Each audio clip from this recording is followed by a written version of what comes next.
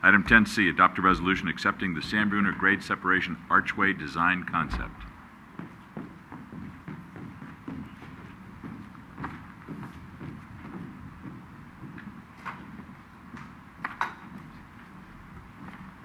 Mr. Mayor, members of the City Council, this item follows up on a study session that the City Council held approximately 1 month ago.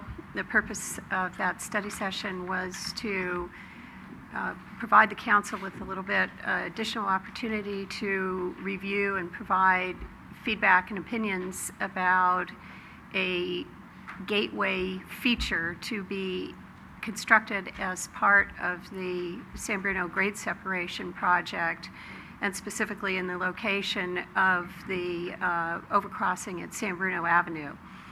The design team has faithfully followed through with hearing, understanding, and implementing the City Council's comments, guidance, and direction.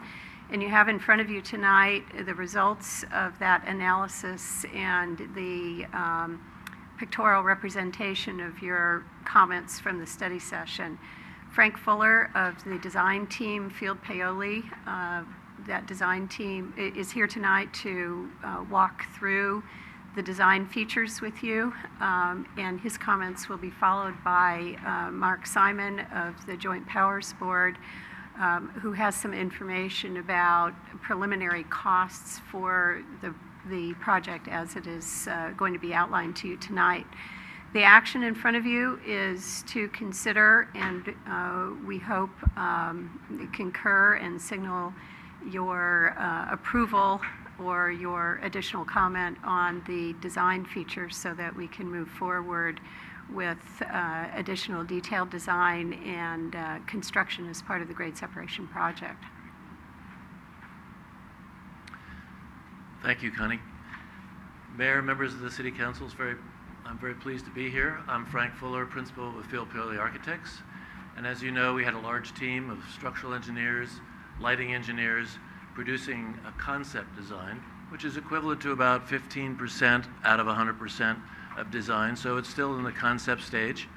But it's been important over the last year to have met with the advisory committee, to have met with you, and to have met with the city staff to come up with what we now have as a concept design. So what I'm going to do is briefly tonight take you through some of the ideas that are included in the concept design, and then we can have discussion and questions, and Mark Simon will then talk briefly about the costs. So really what the Archway is, as the committee has known for many years and working up to the point where we got started, is a gateway to town. And it's really on the east side of the grade separation project currently under construction. So as you approach from the east on San Bruno Avenue, it'll be right there. Now one of the key things is it has almost very small but almost no changes to the existing project of the grade separation, including all the shelters, railings, windscreen, everything that's part of the new station at the grade separation. There are changes we proposed to the elevator tower, which actually is right in the view corridor as you come along San Bruno Avenue, to replace the glass to make it of color from clear glass that complements the idea for the arch. There are also some changes proposed as part of the project for the plaza paving and a planter that's around the base of the stairs as you come down from the station, and also to liven up the underpass that's going to be there at San Bruno Avenue with paint, both the vehicular underpass as well as the pedestrian underpass, just to the north of where San Bruno Avenue goes underneath the grade separation.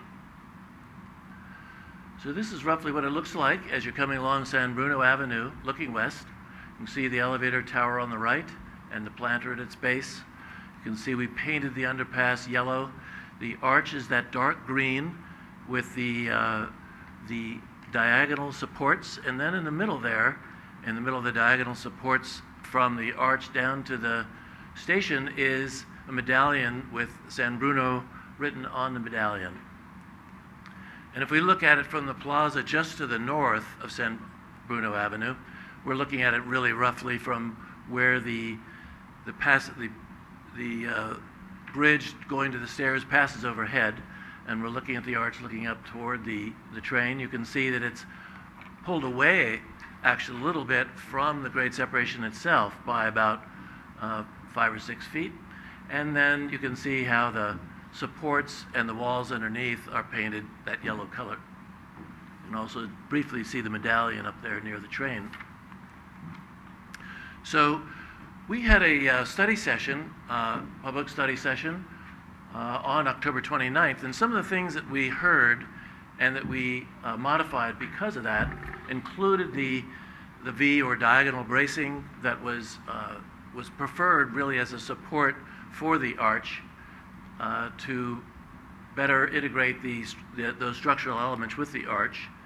We also made the arch taper at the top, so it starts off thicker at the bottom and then tapers as it gets to the top of the arch, which seemed to look more graceful to us and was suggested as well.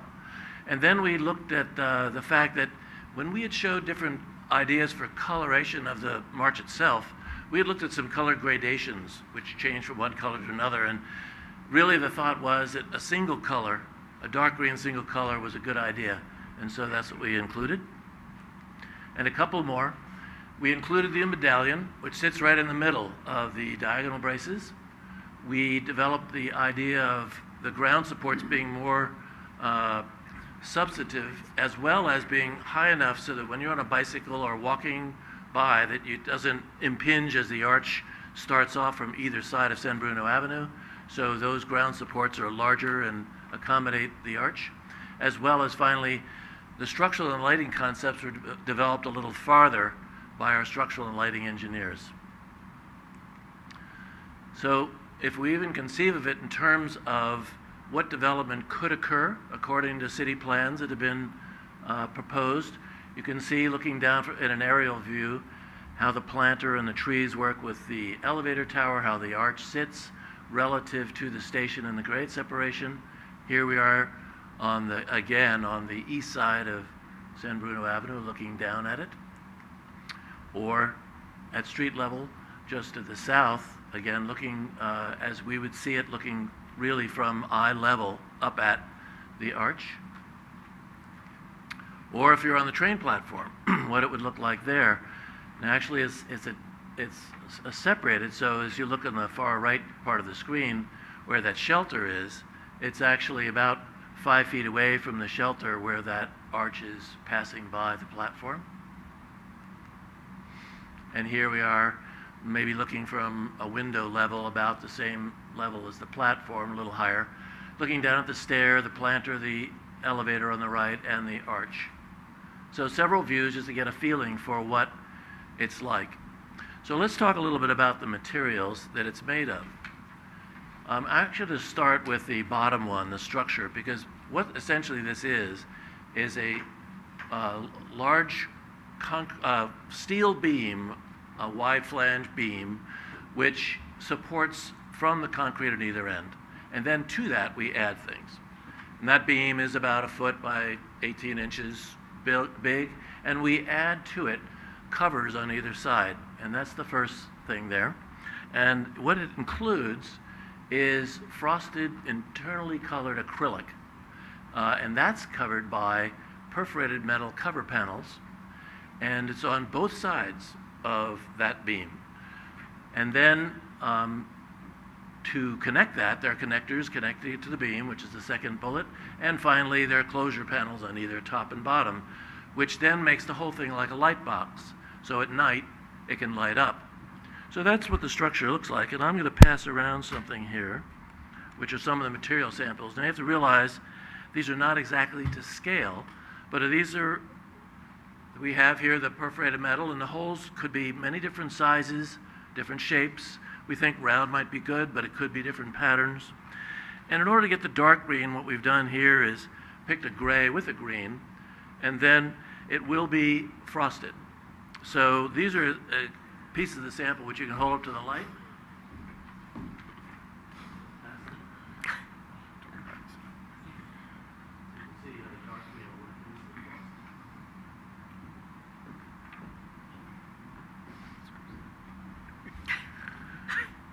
So the scale of this and the color gives you a feel that actually the plastic, it will be about 3/8 of an inch, and then the perforated metal can be all different sizes. But the fact is that light passes through it. And so if we go to the lighting, when you look at something like this from a distance, these are just examples of what this kind of feeling could be.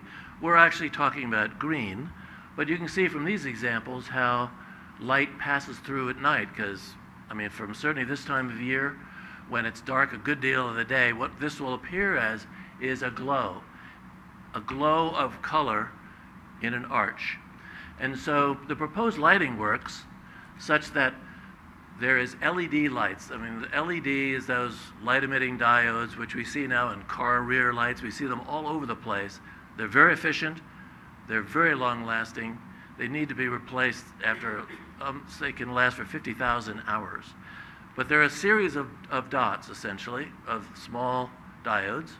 And what they are is they're set inside along that beam, and they shine through this acrylic with the perforated metal. And so then we wanted to make a statement also about the external lighting, because we looked at several ways with a lighting designer of would it be possible to illuminate it with lights pointing at it from the outside. But since it's an arch and rather thin, and since there are train passengers, drivers, pedestrians all around it, it really was advised by our lighting consultant that that would be not a good idea. It'd be much better just to keep it illuminated internally. And then also, finally, the medallion would be illuminated as well. So we have these cutout letters which say San Bruno, and the light from the inside shines through the letters as well with, again, LED lighting. So what you see is the arch and San Bruno lit whenever it was dark.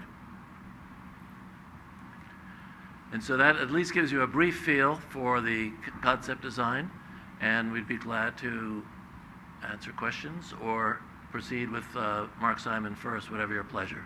Thank you. Great question, Frank. The susceptibility of ultraviolet on the plastic panels over a period of time. From what we've heard from the plastic manufacturers, and the particular ones you're looking at are from E-Plastics in San Diego, but there are many manufacturers. They are, particularly with a perforated metal cover, they do not degenerate over time with ultraviolet light in any time period that we're going to probably be worried about. So we've been assured that that's not a problem. Okay. Any other questions of Paoli? Through the chair. Irene? Would the metal be dark green as well? Is that what you're saying? Yes. Okay. I probably forgot to mention that, but when the metal is painted as well, so it will not be the silver color. It'll also be painted dark green. Okay. Thank you. Anyone else? All right. Mr. Simon?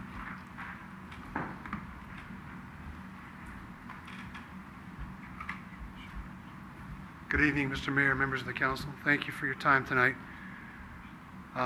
Somebody has to present the bill. We have worked very hard to try and keep the costs down, but unfortunately, our preliminary estimate is that it's somewhere in the neighborhood of $1 million to do this. We've been talking for quite some time with the city in an informal way about sharing the cost and how much we're going to do that. But you need to understand, the decision you make tonight doesn't commit you to $1 million, but there will be a decision at some point in which we have to figure out a funding agreement and how we're going to pay for this and how we're going to share that cost. We have some preliminary information that's a categorical breakdown of the costs. We really weren't able to generate that information until we got to the point we're at with final design, or final concept, I should say. And I know that the city manager and I have talked about getting together very soon between staff of the city and staff with Caltrain to go over those costs, to walk through them, to understand where they are, to see where opportunities may exist or may not exist for reducing the cost, and then figuring out something that can approach the kind of funding agreement that the council would then have to be in a position to consider. So, as I said, somebody has to deliver the bill, and unfortunately it gets to be me. Your preliminary estimate, does that include the work done to date? I don't think it does. No, that's in addition to. That's Okay. essentially construction of the materials, labor and materials, and the construction of the archway, and then the associated soft costs with finalizing the design and those sorts of things. Issues I'm sure you're familiar with. Okay. Any other questions of Mr. Simon? Real Rico? quick, Mark, I kind of knew when you were going over to the mic that was going to be a question, but I thought I knew you'd offer that information first. So if the council were to go forward and adopt a resolution for the concept of this, but obviously, as you said, it doesn't obligate us to the economics of it, what is the timeline in which it's one of those things that you can not drive the car off the lot and take ownership? That's a great question. The good news is the changes in design that the council sought, I believe there was an allusion to the idea that it's no longer specifically on the grade separation, it's simply attached to it. Because it doesn't impact directly in the same way the project construction schedule, we have a little more time. How much more time is one of the conversations we'll have to have with the city manager and with our staff. You are all familiar with Ashkelani and Raphael Bolin, who are managing this project. That's one of the issues we'll want to discuss. There are some finite times in terms of construction where we have to commit to some fundamental structural changes. Then you could do the archway later on. That may be one way of doing it, but those are issues I think we want to wrangle out with discuss and negotiate with the city staff before we bring you any final recommendation. Okay. Irene? I just want to say I really appreciate all the effort that you and your team have gone through to bring us back a different concept. I know when we started it was kind of we were butting heads about which way to go, but I think what you brought forward is it's more contemporary, yet it'll stand the test of time, and I think the color changes and the structural changes as far as the gradual thinning or of the archway and how you've seated it now really make a big difference. So I appreciate all that work. Thank you for saying that. Mark Schatz, who you met with, the subcommittee met with him extensively, and then he was among those who met with the whole council in the study session, has led a team, including, of course, Frank, but led a team that really worked very hard on this. I think they fell in love with this project, and I know I'm delighted with it. I think it's really the kind of statement that I think we've understood the city would like to make about coming into San Bruno, and we hope that ultimately we can go forward with this and that you're proud of it. Ken? I too am very proud of where we've gone with this, and believe me, we've gone all over with it, and appreciate all the input that the design team has had, and also our advisory team. It's an investment we got to make, and I'm not saying that we got to sign on to a blank check or whatever you propose to us, but we know it's not going to be free. So if this is what a gateway costs, then I think we need to move forward with it. I just said, and I pass on. I don't want to rain on the parade of this what beautiful design and everything, but I asked someone their opinion of what this looked like, and they go, "What does the W stand for?" And Wonderful. So, and if that's the answer, then I wasn't quick enough to say.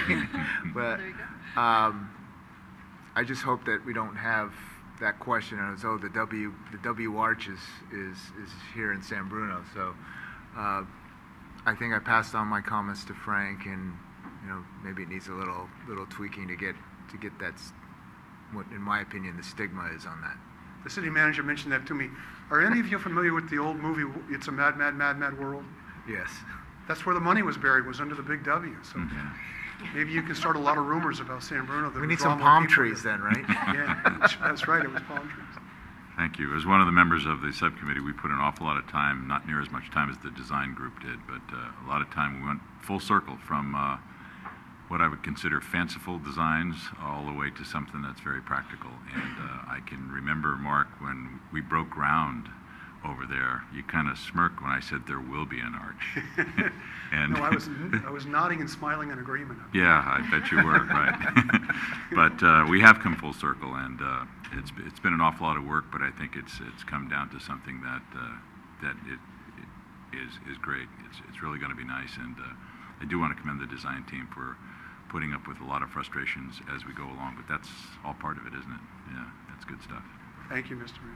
Any other questions or comments or action by the council? If you might, or if you'd like to, I'd like to introduce the resolution for adoption. Vice Mayor Ibarra. Aye. Councilmember Medina. Aye. Councilmember Salazar. Aye. Councilmember O'Connell. Mayor Ruane. Aye.